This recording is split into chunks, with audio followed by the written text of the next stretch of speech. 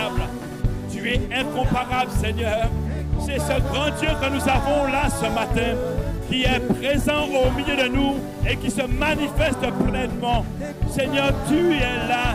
Oh, tu es présent et tu te manifestes puissamment. Oh, loué sois-tu, Seigneur.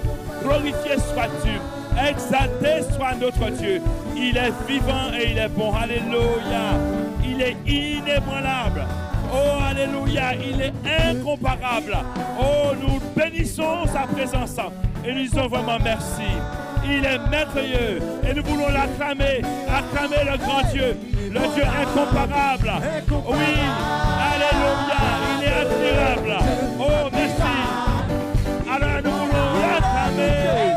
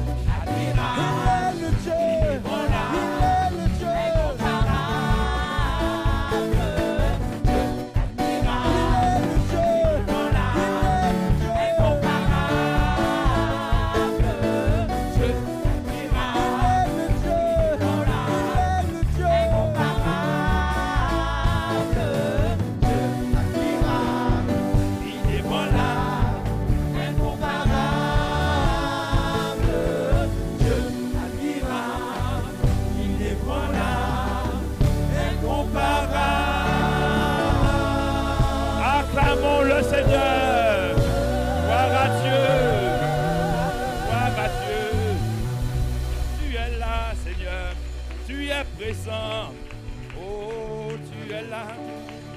Oh, manifeste-toi, Seigneur. Oh, yakamande kelfandoshi. Oui, tu es là.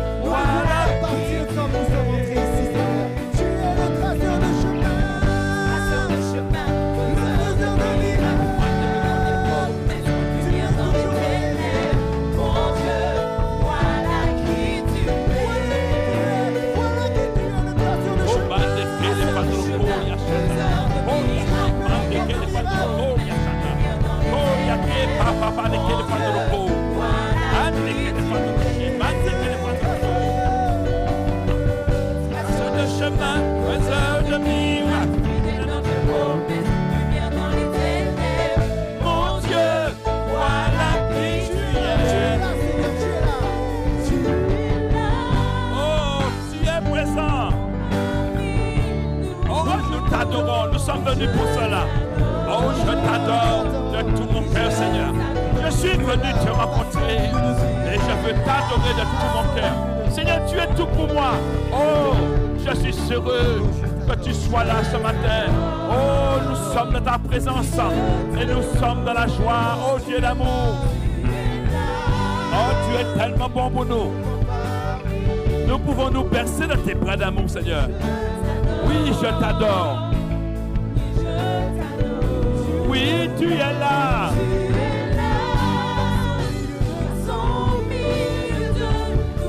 Oui, t'adore. Oh, et tu es là. Tu accomplis. Oui, je t'adore. Oh, tu es là.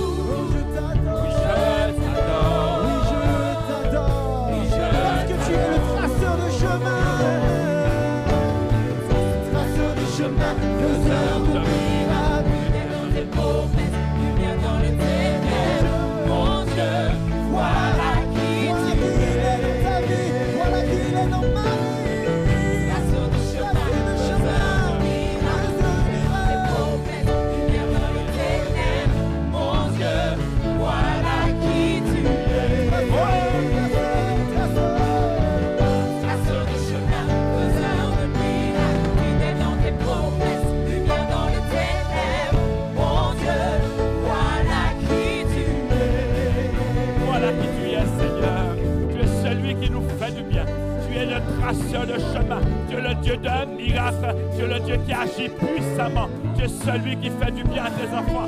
Seigneur, nous sommes contents d'être dans ta présence. Alors nous bénissons ton nom et nous voulons t'acclamer ce matin. Acclamons le roi des rois. Acclamons le Dieu vivant et vrai. Acclamons celui qui est le plus grand, le plus fort, le maître souverain. Alléluia. Il vous fait de ton bien. Alléluia. Et nous voulons bénir son nom.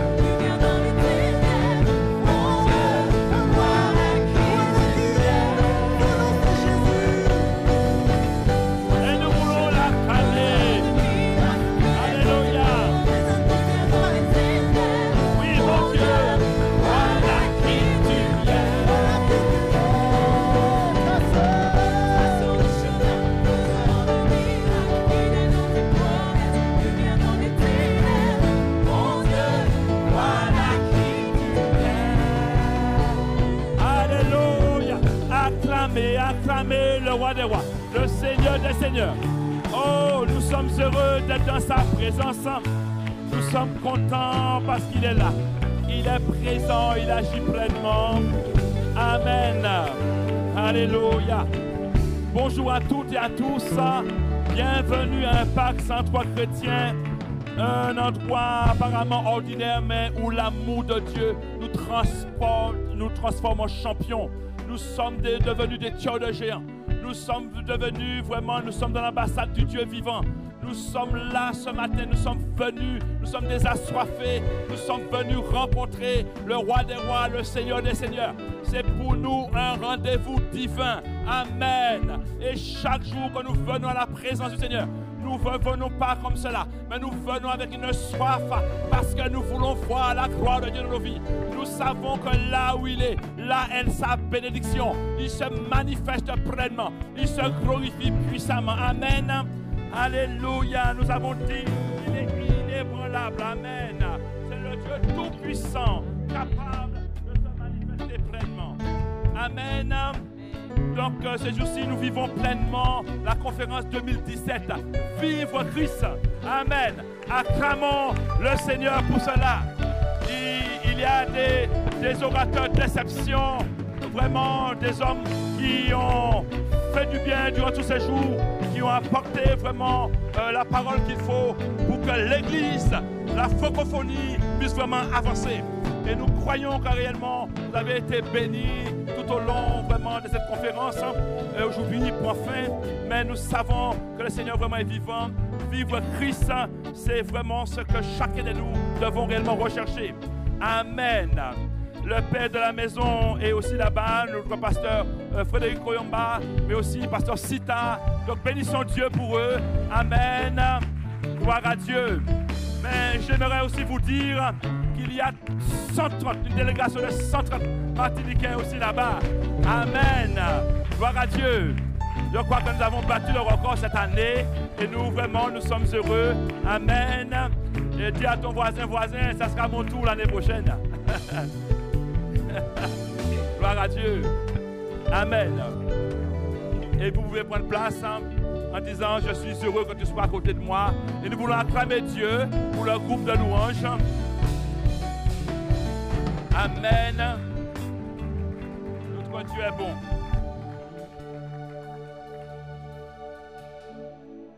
Le thème de la conférence est Vive Christ, mais aussi donc nous restons sur ce même thème, Vivre Christ.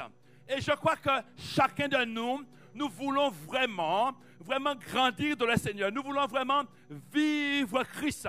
Nous voulons voir la gloire de Dieu dans nos vies, dans la vie de nos familles. Nous voulons voir Dieu agir pleinement. Mais comment? La première question qu'on peut se poser, comment vivre Christ? Le véritable succès vient lorsque nous nous revêtons de Jésus-Christ, lorsque nous acceptons qu'il soit notre vie, lorsque nous prenons sa forme, ses intentions, ses pensées, ses sentiments, ses actions. Pour cela, il faut premièrement mourir avec Christ. Je dois être enseveli avec Christ et je dois ressusciter avec lui. Le commencement de notre communion avec Christ doit commencer par cela. Nous voulons vivre Christ. Et c'est ce que le Seigneur lui-même veut agir dans nos vies. Partout où nous sommes, nous devons apporter l'odeur de Christ. Nous devons impacter la vie des hommes et des femmes. Et nous devons vivre pleinement, vraiment, ce que Jésus-Christ lui-même a vécu sur cette terre. Jésus allait d'un lieu en lieu, portant la bonne nouvelle à toute la création. Jésus était là et la foule le suivait parce qu'il apportait vraiment la vie divine coulait. Il apportait vraiment des solutions. Nous sommes la solution de ce monde-là. Nous devons justement impacter la vie des hommes et des femmes. Pourquoi? Parce que le grand Dieu Tout-Puissant est en nous. Il est là en nous. Et partout où nous sommes, nous voulons voir la gloire de Dieu se manifester pleinement. Oui, les intentions de Jésus, ses pensées, ses sentiments, ses actions, il était toujours en mouvement, toujours en train de faire du bien à quelqu'un. Il était là, il n'oubliait personne. Près du puits de Jacob, il a rencontré cette Samaritaine et il a eu cette conversation. Oh, il a dit à cette femme, si tu connaissais le don de Dieu, si tu connaissais celui qui te demande à boire, tu aurais toi-même demandé à boire de l'eau vive auquel tu n'aurais jamais soif.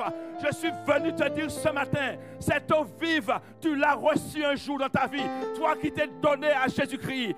Oui, parce que ce monde-là est toujours en mouvement en train de chercher. On cherche quoi? On ne sait pas. Mais beaucoup de chrétiens aussi est en train de tâtonner dans cette vie-là. Alors que si tu vis Christ, si Christ est réellement en toi, eh bien cette soif, vraiment tu n'as plus cette soif que le monde a. Mais parce que Christ, vraiment, tu as tout pleinement en lui. Si le monde dit je vais au cinéma et on ne peut pas t'emmener, tu ne vas pas pleurer pour cela.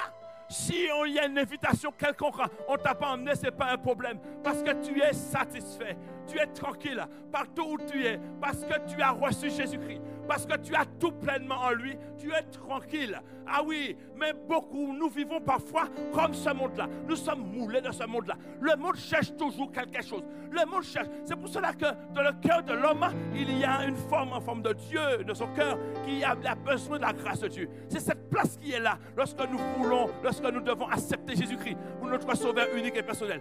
Mais pour toi qui as déjà Jésus dans ton cœur, tu n'es pas insatisfaite. Pourquoi? Parce qu'il est pleinement en toi. Et comme il est pleinement en toi, il veut t'utiliser réellement. Il veut vraiment agir en toi pour que tu puisses vraiment, partout où tu es, tu puisses apporter vraiment la vie à ceux qui t'entourent. Parce que dans ce monde-là, il y a beaucoup de souffrance, beaucoup de misère. C'est en parlant avec les gens, tu découvres leur misère, tu découvres leur souffrance, tu découvres leur désarroi, tu découvres leur douleur. La Bible nous dit que Jésus a porté nos douleurs. C'est de nos douleurs qu'il s'est chargé. Il s'est chargé de nos souffrances. Oui, et nous savons une chose, que ces personnes de ce monde ont besoin de rencontrer Jésus-Christ. Toi, tu l'as déjà reçu. Il est pleinement en toi. Alors, tu n'es pas insatisfaite. Tu ne dois pas être insatisfaite. Tu dois être vraiment un passionné de Dieu. Quelqu'un qui est déterminé pour le Seigneur. Quelqu'un qui a reçu, veut vraiment voir la gloire de Dieu dans la vie d'autres personnes. C'est possible. Amen. Mais pour cela, premièrement, il faut mourir avec Christ. Il faut être enseveli avec Christ et ressusciter avec lui. Dès que tu es comme ça, à ce moment, tu peux réellement apporter la vie partout autour de toi. Romains 6, versets 5 à 6 nous dit: en effet, si nous sommes devenus une même plante avec lui par la conformité à sa mort, nous le serons aussi par la conformité à sa résurrection. Sachant que notre vieil homme a été crucifié avec lui, afin que le corps du péché fût détruit, pour que nous ne soyons plus esclaves du péché. L'enfant de Dieu n'est plus esclave du péché. Jésus-Christ a traité le péché à la racine, à la croix du calvaire. Il a dit que tout est accompli. Quel que soit au moment où tu es arrivé à Christ, avec ton problème, avec tes difficultés, sache que la victoire est certaine. La victoire peut être définitive si tu persévères réellement. Si tu marches, si tu vis vraiment cette vie divine, tu verras la gloire de Dieu se manifester puissamment. Rien n'est trop fort pour le Seigneur. Rien n'est trop grand pour lui. Quel que soit, il a tout payé. Il a déraciné le péché. Il a traité le péché à la racine. Oui, notre vieil homme a été crucifié avec lui. Aujourd'hui, tu ne peux pas dire, oui, mais ce n'est pas de ma faute. Papa était comme ça, c'est pour cela que je vis comme ça. Maman était comme ça, c'est pour cela. Non, tu as donné ta vie à Jésus-Christ. Attends-toi à des miracles de ta vie chaque jour. Les chaînes des ténèbres vont tomber petit à petit. Plus tu t'avances vers Dieu, plus les chaînes tombent.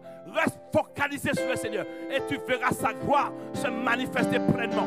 Oh, c'est possible pour une vie totalement libre, une vie totalement libérée. C'est possible. Le prix est payé et tu verras la gloire de Dieu se manifester puissamment, afin que le corps du péché fût détruit, pour que nous ne soyons plus esclaves du péché. Ce matin, si tu es venu, tu connais déjà le Seigneur, tu es de toutes sortes d'addictions. Ce matin, j'aimerais te dire quelque chose. La victoire est certaine pour toi. Quelle que soit l'addiction, tu peux en être délivré totalement. Tu dois vivre Christ, marcher avec Christ, avancer avec Christ, et tu verras sa gloire. Pour que nous ne soyons plus esclaves du péché. Ce n'est pas normal que tu sois là depuis plus de 10 ans. Tu connais le Seigneur et encore tu es esclave du péché. Tu marches dans le péché, tu vis dans le péché. Ce n'est pas normal. Mais tourne-toi. Aujourd'hui, l'heure n'est pas venue pour que tu puisses te culpabiliser. Non. Mais aujourd'hui, c'est le jour du salut pour toi. Aujourd'hui, tourne-toi vers le Seigneur. Il est le Dieu d'amour qui ne te rejette pas. Il ne t'abandonne pas. Il ne t'a pas oublié. Il est prêt à te faire du bien. Il est prêt à te relever. Il est prêt à te restaurer totalement. Si seulement tu fais la démarche de venir vers lui pour lui dire: Seigneur, assez, c'est assez. Cela fait trop longtemps que je marche dans le péché. Je ne peux pas m'en passer de ci ou de ça. Seigneur, aujourd'hui, je me défais de cela. Je mets un terme à cela. Si tu fais cela, tu verras la gloire de Dieu dans ta vie. Rien n'est trop fort pour le Seigneur. Il a tout payé. Il est capable de te libérer totalement. Je disais qu'un chat, quand il touche par mégarde la boue, il secoue sa patte et il continue. Le chrétien, c'est comme ça. Par mégarde, tu te trouves dans un péché quelconque, tu dois secouer, demander pardon, briser cela et continuer. Le Seigneur ne te condamne pas. Tandis que la truie, qu'est-ce que la truie va faire? Quand la truie tombe dans la boue, il va se vautrer dans la boue parce que c'est son élément.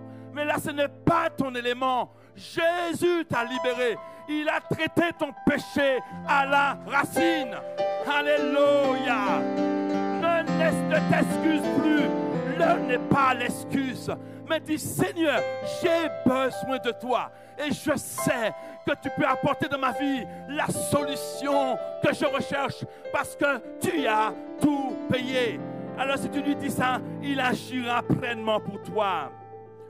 Éphésiens 2, versets 4 à 6 nous dit: mais Dieu, qui est riche en miséricorde, à cause du grand amour dont il nous a aimés, nous qui étions morts par nos offenses, nous a rendus à la vie avec Christ. C'est par grâce que vous êtes sauvés. Il nous a ressuscités ensemble et nous a fait asseoir ensemble dans les lieux célestes en Jésus-Christ. Nous ne sommes pas n'importe qui. Nous sommes assis ensemble avec lui dans les lieux célestes, ensemble avec Jésus, et nous régnons avec lui. Nous devons vivre cette position en Christ, à savoir, nous étions crucifiés avec Christ, nous étions dans le tombeau avec Christ, et nous avons été ressuscités avec Christ. Nous sommes assis maintenant dans les lieux célestes en Jésus-Christ, et nous régnons avec Christ. Nous régnons avec lui. Ça veut dire quoi? Ça veut dire que le diable là, que tu crois qu'il est fort là, il est sous tes pieds. Donc dès lors que tu sais ça, il n'y a aucun problème pour toi. Les chrétiens parfois ont peur, vivent dans la peur au quotidien. Mais pourquoi? Alors que le diable, nous avons vu dernièrement avec le message de la croix, qu'il a été désarmé. Jésus-Christ a livré Satan en spectacle, il l'a dépouillé. On avait dit que dépouiller, c'est désarmer. On avait dit que dépouiller, c'est aussi mettre hors état de nuire. Et le Seigneur te dit dans Luc 10, verset 19, je vous ai donné le pouvoir de marcher sous les serpents, sous les scorpions, sur toute la puissance de l'ennemi, et rien ne peut vous nuire. Donc il a dépouillé, il a mis hors état de nuire. Donc dès lors que tu sais ça, tu es à l'aise avec ça. Et tu sais que le Seigneur va se manifester pleinement. Tu es pleinement Jésus-Christ. Tu vis la vie divine. Il n'y a aucun problème. Amen. Tu dois garder ta position céleste. Parce que tu es assis par la foi dans les célestes en Jésus. Et tu règnes avec Christ. Jésus partage avec chaque croyant la victoire de la croix. La victoire à la croix, c'est aussi notre victoire. La puissance de sa résurrection, il partage aussi la puissance de sa résurrection et sa gloire. Nous ne sommes pas n'importe qui. Nous sommes les enfants de Dieu. Nous sommes vraiment debout dans le Seigneur. Nous avons notre position céleste. Nous sommes assis par la foi dans le céleste en Jésus et nous régnons avec Christ. Tu n'es pas là, la petite là qui est là, et puis tu te sens malheureux, malheureuse. Tu te dis, mais là, je suis là, il n'y a personne. Non, non, non. Tu n'es pas n'importe qui. J'aimerais te dire ceci ce matin. Même si tu as un jour que tu t'es donné au Seigneur, dès lors que tu te donnes au Seigneur, le Saint-Esprit vient habiter dans ton esprit. Et dès lors, si tu ne connais pas ta position céleste, mais en tous les cas, le monde des ténèbres sait qui tu es. Et le monde des ténèbres sait que tu es dangereux. Mais parfois tu es là et tu te crois malheureux. Laisse-moi te dire, tu es dangereux pour le camp de l'ennemi. Quand tu rentres en quelque part, les sorciers baissent la tête. Pourquoi, quand ils passent, ils baissent la tête toujours comme ça? Pourquoi? Parce qu'ils ne peuvent pas te regarder. Parce que celui qui est la lumière est en toi. Le grand Dieu Tout-Puissant, le Dieu de lumière est en toi. Il nous a dit, vous êtes la lumière du monde, vous êtes le sel de la terre. Et la lumière en toi fait que lorsque tu arrives en quelque part, cette lumière, toi tu ne sais pas jusqu'à où la lumière porte, mais la lumière porte sur une grande place. Et lorsque le monde des ténèbres est là, ils sont en pagaille. Amen. Si tu ne sais pas ça, ne te prends pas pour un petit. Tu n'es pas un petit, mais tu es un grand dans le Seigneur. Tu es un grand. Tu n'es pas n'importe qui. Amen. Quand tu arrives en quelque part, les plans démoniaques sont brisés. Amen. Parce que tu n'es pas n'importe qui. N'oublie jamais ça. Éphésiens 1, verset 3 nous dit. Là maintenant, nous allons parler de vivre une vie intime avec Christ. Allons vivre en ce deuxième point, vivre une vie intime avec Christ. Éphésiens 1, verset 3 nous dit. Béni soit Dieu, le Père de notre Seigneur Jésus-Christ, qui nous a bénis de toutes sortes de bénédictions spirituelles dans les lieux célestes. Nous sommes bénis de toutes sortes de bénédictions spirituelles dans les lieux célestes. Ce terme en Christ montre que tout ce que Christ possède, le croyant le possède aussi. C'est là, c'est être là où Christ se trouve. C'est être ce qu'il est, c'est partager ce qu'il a, c'est marcher comme Christ marchait, c'est marcher en lui. Cela est important. Si tu veux voir la gloire de Dieu, il faut marcher en lui. Tu es conscient de sa présence en toi. Alors tu dois marcher en lui. C'est être ce qu'il est. C'est être là où Christ se trouve. Parfois, nous faisons en tant que chrétiens, nous faisons de notre vie n'importe quoi.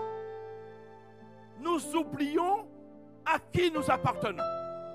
Tu dois faire attention à ce que tu regardes. Tu dois faire attention là où tu mets tes pieds, faire attention là où tu mets la main, faire attention à ce que toi tu dis. Donc, quand tu es là où Jésus se trouve, là où le Seigneur est, là est la bénédiction. Donc, on doit toujours faire très attention à la manière qu'on vit, à la manière qu'on fait, à la manière là où on va. Parce que parfois, on peut t'inviter à certaines fêtes où le Seigneur n'est pas glorifié dans cette fête-là, où tu ne devais pas te trouver. Il y a une fois une jeune chrétienne qui arrive sous l'Hexagone et les amis l'invitent à un tournoi de magie. Et tandis qu'elle regardait ce magicien, tac, un esprit est entré dans sa vie. Et après, elle était tourmentée, elle a voulu se suicider. Vous avez vu le taux de suicide dans notre petite Martinique? Cela ne rigole pas. Hein. Les œuvres des ténèbres ne rigolent pas. Alors toi, chrétien, tu dois impacter la vie des gens. Tu dois ne pas avoir peur de proclamer l'évangile partout où tu passes, parce qu'il y a quelqu'un qui a besoin de la vie. Un homme un jour descendait, sortait de la campagne. Il descendait, et quelqu'un a fait un stop. Il a embarqué cet homme-là. Cet homme, il parlait de l'homme à l'homme de l'évangile. Et il disait à l'homme, je vais dans un culte. À un certain moment, arrivé presque dans le bout de cette ville, l'homme lui dit, monsieur, je suis content que vous m'avez parlé de Jésus-Christ. Voilà. Il avait pris des comprimés. Il a dit, voilà, moi, rien ne marche pour moi. Je voulais me suicider. Je descendais près de la mer, j'allais prendre des comprimés, j'allais me lâcher au fond de l'eau. Il y a des gens qui souffrent. Il y a des gens qui sont dans de la misère. Jésus est dans nos vies. Et nous sommes cachés. Non. Partout où tu passes, n'oublie pas, tu dois donner l'évangile. Et voir la gloire de Dieu se manifester pleinement. Il y a des gens qui attendent pour que leur vie change. Amen. Colossiens 2, verset 6 nous dit, ainsi donc, comme vous avez reçu le Seigneur Jésus-Christ, marchez en lui. Marchez en lui. Nous devons être conscients que partout où nous sommes, Christ est toujours avec nous. Christ est réel dans notre vie. Nous ne devons jamais oublier ça. Il est réel dans notre vie. Soyons conscients. Comme Christ est en nous, nous pouvons impacter la vie des autres. Sa lumière est là. Impactons. Nous devons dégager l'odeur de Christ. Des vies sont transformées à notre contact. Des transformations, des restaurations, des guérisons. C'est possible. C'est ce que le Seigneur veut faire.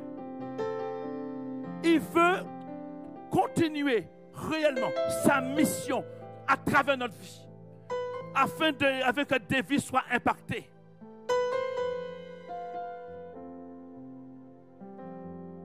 Mais si tu dégages l'odeur de mort, tu ne vas pas impacter la vie des hommes et des femmes. Lorsque dans ton travail, tu te comportes n'importe comment, tu crois que tes collègues vont venir à Christ, même si tu leur rabâches tout le temps Jésus a ceci, Jésus cela. Non. C'est leur comportement. Tu dois être une lettre lue. Nous devons être des lettres lues partout où nous sommes. Sur la route, quand tu fais de grands gestes pour donner toutes sortes d'explications, tu crois que le Seigneur prend plaisir à cela? Celui qui te suit te regarde, alors que tu as marqué à l'arrière de la voiture, Christ est vivant. Mais non, ils ne te prennent pas au sérieux. Tu ne peux pas impacter comme cela. Jeune fille, quand toi, tu marches d'une manière dénudée, tu crois que tu vas attirer vers toi de bonnes personnes? Non. Et tu ne peux pas impacter la vie des autres. Ton patron qui te voit arriver, lui, qu'est-ce qu'il fait? Il ne te prend pas au sérieux. Mais quand ta vie, tu t'habilles correctement, tu marches comme il se doit, tu es de la valeur. Aux yeux de ce monde-là, ils ne vont pas pointer le doigt sur toi. Quand tu vas proclamer Jésus-Christ, ils vont voir la gloire de Dieu et ils sauront que vraiment, tu vis ce que toi tu dis. Mais si lorsque tu ne vis pas ce que tu dis, tu passes à côté. Si aujourd'hui c'est ton cas, jeune fille, il ne faut pas te culpabiliser.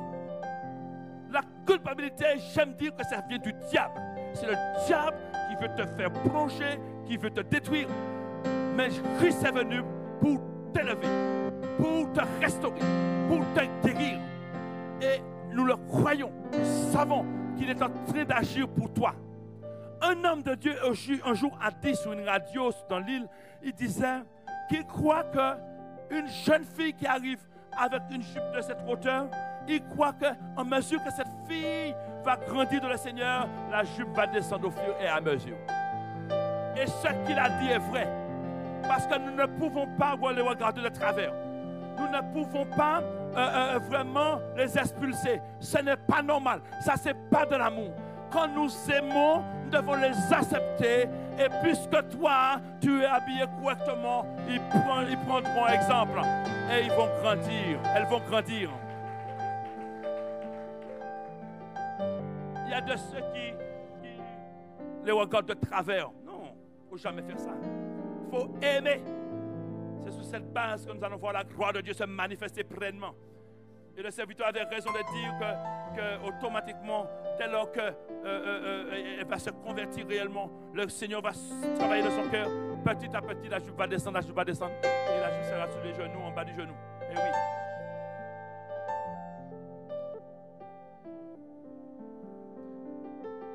Donc, nous devons dégager l'odeur de Christ.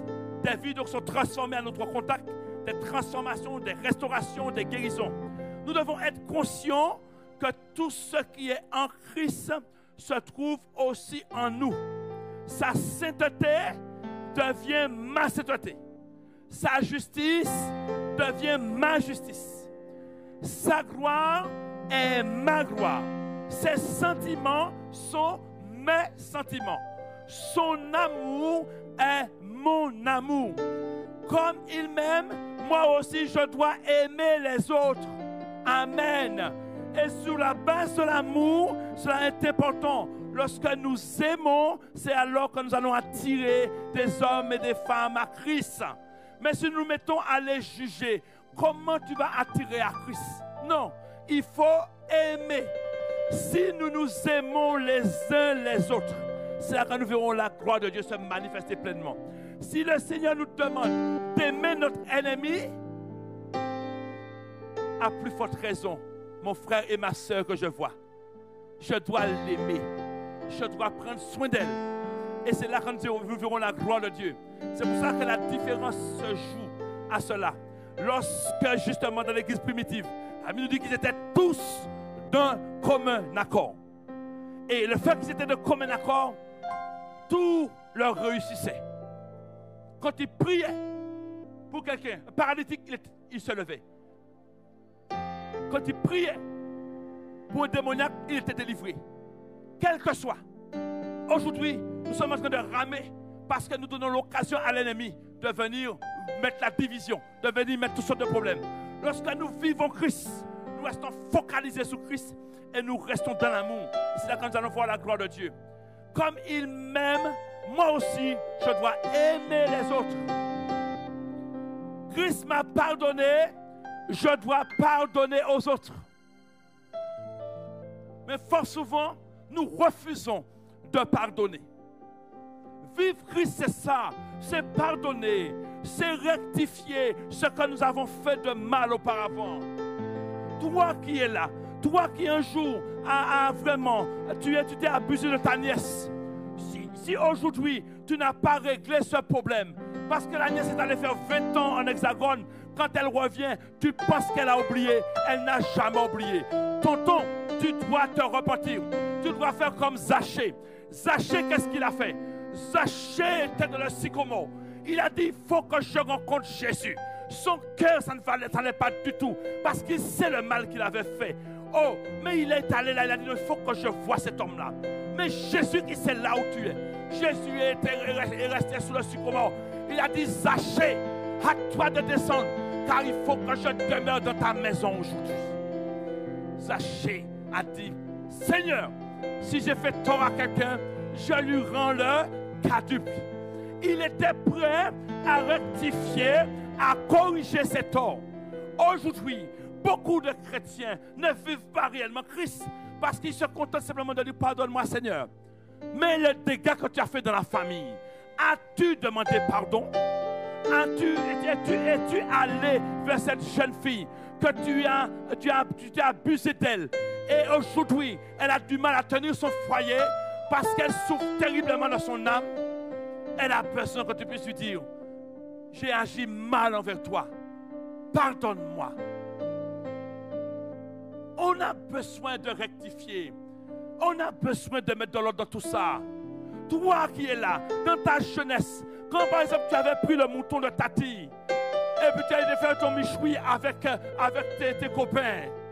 Mais quand tu te convertis, tu n'oublies jamais ce mouton que tu avais pris. Alors qu'elle cherchait son mouton partout. Alors peut-être qu'elle t'a même demandé est-ce que tu avais vu mon mouton? Ton mouton là, est déjà près de la mer là, dans le machin là. Hein? Mais quand tu te convertis, tu dis Tati, tu m'avais demandé, mais tu sais le mouton, c'est moi qui l'avais pris là. On avait besoin de mouton pour faire un michou, on n'avait pas d'argent. Mais le fait que tu es en Christ, Tati va te dire, mais non, c'est passé, je te pardonne. Et même si elle te disait, il faut payer, tu paies, mais tu es tranquille. C'est ce que Zachée voulait faire. Il voulait libérer son cœur. Il ne se contentait pas de recevoir le pardon de Jésus, mais il voulait libérer son cœur avec tous ceux qu'il a couillonnés, qu'il a fait des choses. Il a voulu mettre de l'ordre dans sa vie. Il faut qu'on mette de l'ordre dans nos vies. Il faut que tu pardonnes à ta fille. Parce que ta fille agit d'une certaine manière, mais tu ne sais pas ce qui est dans son cœur. Tu es sous ta position. Pardonne et tu verras la gloire de Dieu. C'est ça la réconciliation. Tu verras un foyer uni. Quand Jésus rentre dans un foyer, Jésus unit le foyer. Papa uni avec maman. Les enfants sont unis avec les parents. Ils ont besoin de cela. Pourquoi tu n'as pas pardonné à ton fils jusqu'à maintenant? Par sa position, tu l'envoies dans le bras du diable. Pardonne et l'enfant reviendra à la maison. Tu verras la gloire de Dieu se manifester pleinement. Tu dois pardonner à tes collègues de travail qui un jour t'ont fait du tort, qui ont porté parole contre toi au patron. Tu dois les pardonner pleinement. À ce moment-là, tu verras la gloire de Dieu. Ils vont croire en toi. Ils sauront que vraiment tu vis la vie de Christ. Jésus faisait toujours la volonté de son Père. Nous aussi, nous devons toujours faire la volonté de Dieu. C'est pourquoi nous sommes venus sur cette terre. Faisons la volonté de Dieu. Jésus prêchait de ville en ville. Nous devons le faire. C'est alors que je serai comme lui-même. Nous devons le faire partout là où nous trouvons l'occasion de le faire. Nous devons le faire. Nous n'avons pas à nous culpabiliser. Quel que soit le cas de ton péché ce matin, tu n'as pas à te culpabiliser, mais à y remédier, puisque le Seigneur donne la vie et la vie en abondance. Amen. Pour ceux qui connaissent Joyce Meyer a été abusé par son propre père, mais cette femme a eu le courage. Lorsqu'elle a rencontré Jésus, elle a dit non, je ne laisserai pas mon papa comme ça dans les griffes du diable. J'irai et je pardonnerai à papa. Et j'avais emmené papa à Christ. Et c'est ce qui s'est fait. Voilà le pardon. Voilà la signification du vrai pardon. Elle n'a pas dit papa, tu es un bourreau pour moi. De toutes les façons, tu m'as fait tellement souffrir. Tu ne devais pas faire ça. Tu es un adulte. Hein? Papa est un adulte. Mais papa est dans sa nature de péché. Papa est sous la tutelle du diable. Et puis la Bible nous dit que le monde entier gît sous la puissance du malin. Donc, lorsque toi tu viens à Christ, il faut aller chercher. Elle est allée pardonner à papa. Et papa est venu à Christ. Cette femme, par son ministère, a délivré des millions et des millions de femmes. Aujourd'hui, peuvent venir devant les télévisions pour témoigner de leur souffrance. Parce que ce genre de péché, un peu souvent, c'est caché. Mais malheureusement, tant de foyers souffrent parce qu'on n'a pas dit les choses, on n'a pas été restauré. Et tu te maries comme cela, et demain le mari découvre qu'il y a des problèmes dans la vie intime. Et voilà la grande souffrance. Tu souffrais depuis petite, tu continues à souffrir tandis que tu es adulte. Jésus-Christ est capable de te libérer totalement. Amen. C'est possible. Abandonne-toi entre ses mains et tu verras sa gloire se manifester pleinement et puissamment. Dans 1 Jean 4, verset 17, il est dit: tel il est, tel nous sommes aussi dans ce monde. C'est en cela que l'amour est parfait en nous, afin que nous ayons de l'assurance au jour du jugement. Tel il est, tel nous sommes. C'est en cela que l'amour est parfait en nous, afin que nous ayons de l'assurance au jour du jugement. Beaucoup de chrétiens n'ont pas l'assurance, par exemple, de leur salut. Ils sont là, ils sont troublés. Si on leur demande, mais si tu viens mourir tout à l'heure, est-ce que tu montes auprès de Dieu? On ne peut pas répondre. Mais quand tu es comme Zachée, où tu as réglé tous tes problèmes, où tu sais que tu marches avec vraiment Dieu, pour le problème, il y a aucun problème. Tu veux pas te mettre, tu es assise là, ou assis là, et puis tu laisses l'ennemi venir prendre quelque chose depuis très longtemps que tu n'as même pas réglé. Règle ça, et tu verras la gloire de Dieu. On doit travailler à notre salut. On doit regarder tout le temps notre vie et comprendre ce qui ne va pas.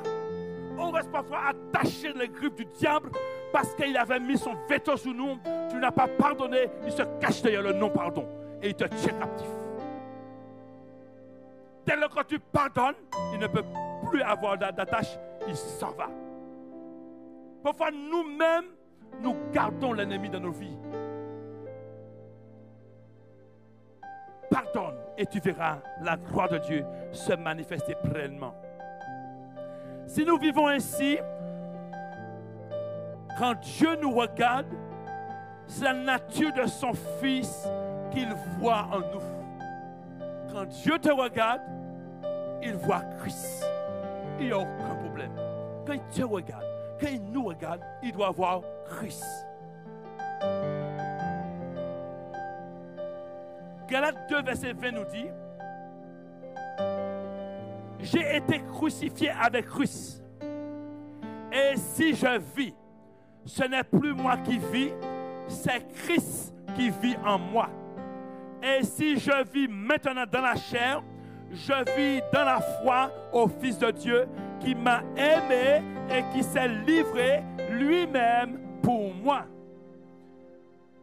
L'apôtre Paul déclare avec certitude qu'à partir du moment où j'ai été crucifié avec Christ, Christ est devenu ma vie. Maintenant, c'est lui qui vit en moi. Il est devenu la vie de l'apôtre Paul. Christ est devenu sa vie. Pour que Christ soit notre vie, suivons l'ordre qu'a suivi l'apôtre Paul. Qu'est-ce qu'il a fait? C'est de nous laisser tout d'abord crucifier avec Christ. Il faut que le moi soit détruit à la croix.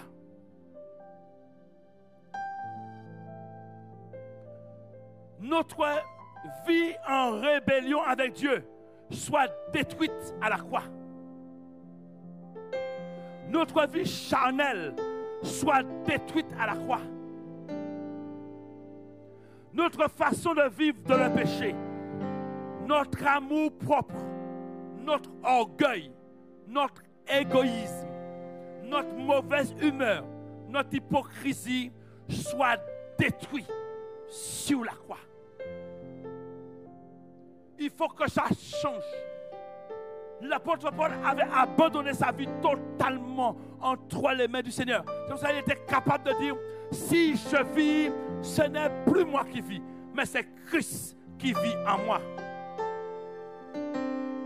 Peut-on déclarer comme Paul, pour moi, vivre, c'est Christ. Christ devient le centre de ma vie, de mes paroles, de mes pensées, de mon comportement, de mes relations avec les autres. Mes relations avec les autres doivent être animées par la vie de Christ en moi. Quand ma vie, quand mes relations avec les autres sont animées par Christ, ça sera bien. Ça sera réellement cette vie que le Seigneur demande. C'est alors que le monde verra Christ à travers tout mon être. Quand tu sors de la campagne là, 3 hommes, et puis tu ne prends jamais un stop un homme. Tu aimes toujours prendre en stop une jeune femme. Mais dans tes pensées là, au lieu de lui donner l'évangile, tu parles sur autre chose. Tu détruis ta vie, tu fais honte à Christ. Tu oublies que Christ est en toi. Et mamie qui est debout pour la route, tu fais comme si tu n'as pas vu mamie. Christ a vu que tu as vu mamie. Tu devais emmener mamie au bout. Eh oui, c'est la jeune femme là que tu as vue seulement. Le jeune homme est près de la route depuis 2 heures de temps. Tu ne regardes même pas. Il a aussi besoin d'aller. Hein? Tes pensées là, il faut corriger ça. C'est toi-même. Puisque quand tu es là le dimanche matin, tout le monde est chrétien, pas de problème. Mais dans les pensées là, le Seigneur connaît toutes choses. Tu ne peux pas renverser Dieu. Dieu connaît. Christ devient le centre de ma vie, de mes paroles, de mes pensées, de mon comportement. Mes relations donc avec les autres doivent être animées par la vie de Christ en moi. C'est alors que le monde verra à travers tout mon être, verra Christ à travers tout mon être. Pour que ce soit réel, il nous faut porter du fruit. Oui, il faut porter du fruit.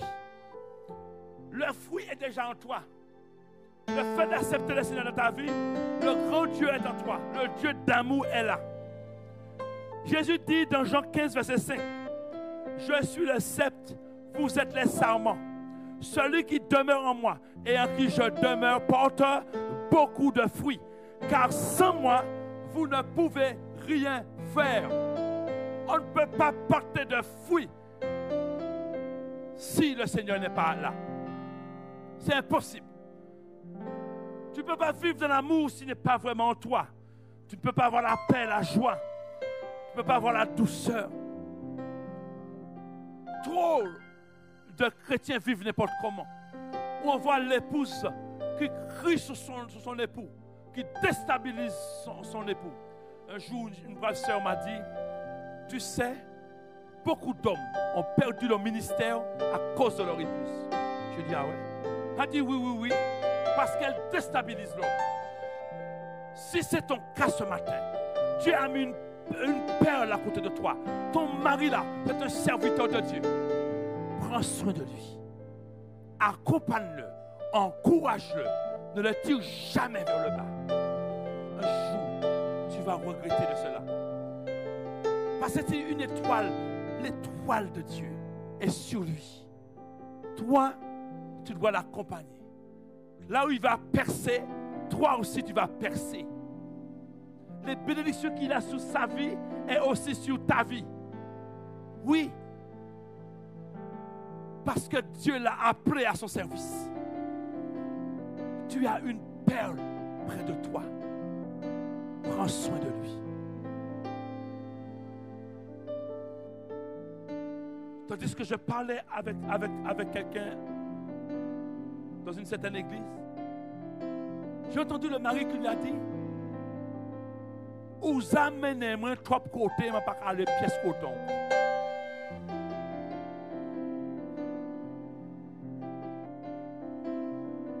Parce qu'elle n'était pas stable, elle faisait son mari le suivre comme ça tout le temps.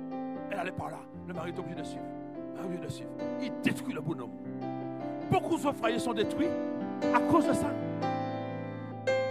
On a vu un certain moment, le mari dit, bon, si c'est comme ça, je ne vais plus au aucun endroit. Lui s'assoit à la maison. Demain, quand il s'assoit à la maison, Satan lui dit, très bien, mais c'est ça, c'est bon. Il lui envoie une femme. Monsieur, toi, tu viens à l'église, tu sortes. Lui, là, il part. Toi-même, tu détruis ton foyer. Quand tu vis Christ,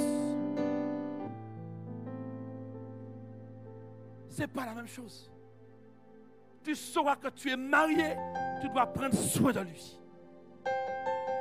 Tu seras une femme équilibrée parce que Christ est en toi. Tu ne vas pas détruire ta famille. Trop de familles sont détruites à cause de papa, à cause de maman qui ont pris une mauvaise décision un jour. Sans ne pas aller auprès du Seigneur pour dire, est-ce ta volonté? Des personnes, ceux qui travaillaient bien en métropole, un jour ils disent, le Seigneur m'a dit qu'il faut aller aux Antilles. Ils arrivent aux Antilles, après quelques années ils disent, il n'y a plus rien, il n'y a pas grand-chose en Martinique, je repars. Mais quand on travaille dans l'administration, on peut faire des demandes. Sortir là-bas pour venir ici, ça va pas vite. Hein? Sortir d'ici pour aller là-bas, c'est fiou. On t'envoie. Mais entre-temps, le mari reste là. Problème. On déstabilise la famille. Restons fermes, focalisés en Jésus. Et c'est là que nous verrons la gloire de Dieu se manifester pleinement. Ne donnons pas accès au diable dans nos foyers, dans nos vies. Mais marchons comme le Christ a marché. Et nous verrons sa gloire.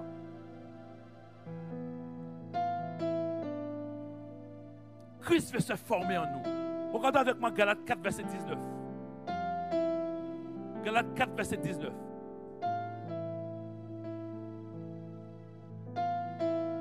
Mes enfants, pour qui j'éprouve de nouveau les douleurs de l'enfantement, jusqu'à ce que Christ soit formé en vous. L'apôtre Paul là parle aux Galates. Mes enfants, pour qui j'éprouve de nouveau les douleurs de l'enfantement. Il était tout le temps en train d'encourager les églises, en train vraiment de leur parler, jusqu'à ce que Christ soit formé en vous. Jusqu'à ce que vous deveniez des piliers, des hommes et des femmes debout dans le Seigneur. Des hommes et des femmes qui ne croient pas à tout vent de doctrine, mais qui restent focalisés, qui restent fermes dans le Seigneur. Nous avons bâti sous le roc. On ne déplace pas ceux qui sont bâtis sous le roc comme cela. Non, nous restons fermes. Il y a de puissantes révélations dans ce verset. Nous devons considérer Christ comme le centre de notre vie. Christ doit être formé en nous. Pour qu'il puisse le faire, nous devons diminuer et nous devons lui laisser de plus en plus de place chaque jour qui passe. Il faut que je diminue pour qu'il puisse croître en moi. Voilà, chaque jour, Et on doit diminuer afin qu'il puisse croître en moi. Seigneur, prends toute la place en moi. J'ai besoin de toi. Et avance comme cela. Cela demande du renoncement à soi et une soumission à sa volonté. Il faut renoncer à toi-même et il faut te soumettre à sa volonté. Trop de chrétiens font honte au royaume de Dieu. Ils sont toujours dans l'énervement au travail, dans la famille, sur la route. Dans la famille, quand tu arrives, papa, tu cries tout le temps, tu déstabilises les enfants. Maman, tu es toujours dans l'énervement. Toujours prêt à faire des choses, mais quand ça ne va pas, tu commences à crier de partout. Où est la douceur? Le fruit de l'esprit. La douceur que Dieu a mis en toi. Tu peux bien dire les choses sans ne pas crier, sans ne pas déstabiliser les gens. Le foyer devient vraiment comme un ring de boxe. On est là comme ça, mais ça ne va pas du tout. On a besoin de comprendre que nous devons vivre dans la douceur. Et si ce n'est pas ton cas, demande au Seigneur, tu verras sa gloire dans ta vie. Il est capable de te libérer totalement dans l'énervement, dans cette façon de faire. Comme Marthe qui est là, c'est elle qui invite Jésus. Mais Marie prend le temps pour Jésus. C'est ce qui t'empêche de prendre le temps pour le Seigneur. C'est pour cela que ta vie n'a pas changé jusqu'à maintenant. Marthe va faire ci, va faire ça, va faire ci, va faire ça. C'est le moment quand elle va aller épuiser, qu'est-ce qu'elle fait? Elle dit, Seigneur, je ne fais rien comme Marie, me laisse seule en train de servir. Dis-lui donc de m'aider. Tout ce que le Seigneur dit, Marthe, tu t'inquiètes et tu t'agites pour beaucoup de choses. Une chose est nécessaire.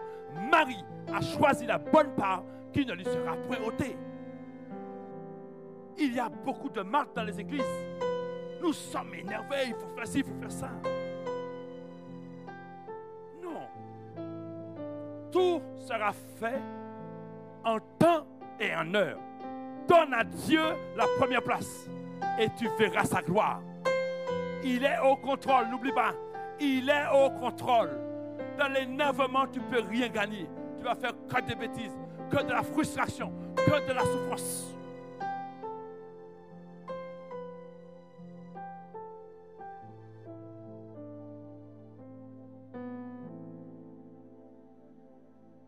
À chaque fois que nous choisissons de nous soumettre, Christ se forme plus en nous. À chaque fois, tu vas décider de te soumettre, Christ se forme en toi. Christ se forme en toi. Christ se forme en toi. Dans les tumultes, tu restes calme. Quand tu fais ça, tu vois qu'il se forme en toi. Et puis, à partir du moment où tu as regardé quelle distance, tu as dit, waouh, avant là, je pouvais m'énerver, m'emporter là, mais là, regarde, il y a quelque chose qui s'est passé. Quelle grâce, quelle bénédiction. Lorsqu'on apprend à rester focalisé sur lui, après d'aller donner la place, soumets-toi à lui, tu verras sa gloire. Il est lent à la colère, nous le devenons aussi. Colossiens 3, verset 4 nous dit, quand Christ, votre vie paraîtra, alors vous paraîtrez aussi avec lui dans la gloire. Quand Christ, votre vie paraîtra, vous paraîtrez aussi avec lui dans la gloire. Il n'y a aucun problème. La transformation est faite. Quand il va paraître dans la gloire, toi aussi tu es là. Christ doit être notre vie. Notre communion avec Christ et notre amour pour lui en tant que personne sont les caractéristiques fondamentales de notre rachat. Il nous a rachetés pour cela.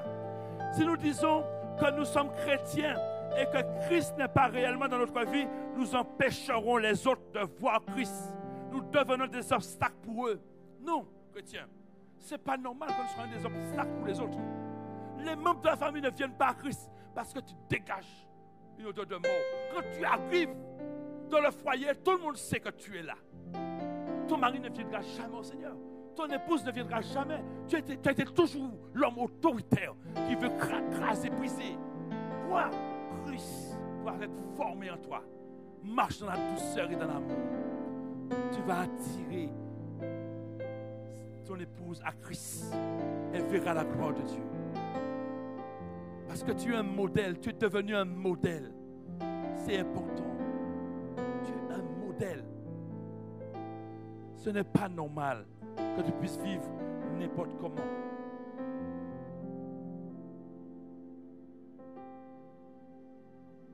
Si nous disons que nous sommes chrétiens et que Christ n'est pas réellement dans notre vie, nous empêcherons les autres de voir Christ. Nous empêcherons les autres de voir Christ. Il faut que les autres voient Christ à travers de nous. C'est important. L'apôtre Paul vivait la réalité de Christ. On voyait Christ à travers sa vie. Dans tout ce que l'apôtre faisait, on voyait Christ dans sa vie. C'est lui qui a dit, si je vis, ce n'est plus moi qui vis, mais c'est Christ qui vit en moi. Beaucoup répètent cela machinalement. Mais quand il disait ça, il vivait réellement. Il vivait réellement Christ. Christ avait pris toute la place en lui. Dans Acte 27, il a fait un long voyage. Dans ce voyage, il a parlé aux matelots. Il leur a dit là, ce voyage ne sera pas sans conséquence. Mais il fallait qu'ils écoutent ce qu'il dit. Parce que quand tu vis Christ, quand Christ est vraiment en toi, Christ te révèle les choses.